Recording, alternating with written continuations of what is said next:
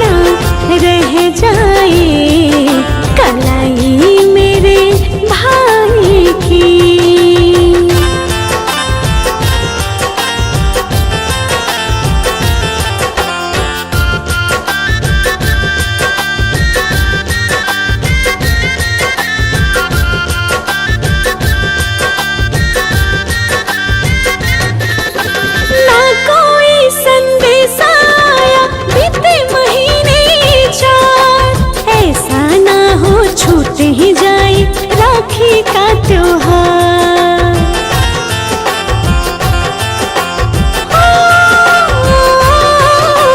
ना कोई संदेश आया बीते महीने 4, ऐसा ना हो छूट ही जाए राखी का त्योहार।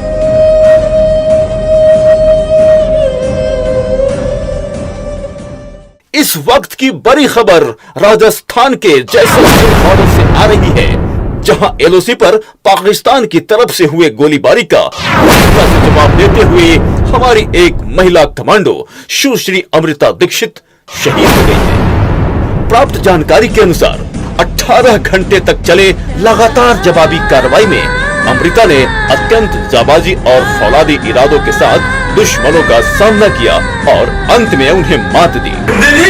ऐसी जाबाज बेटी को हमारा हिंदुस्तान सलाम करता है।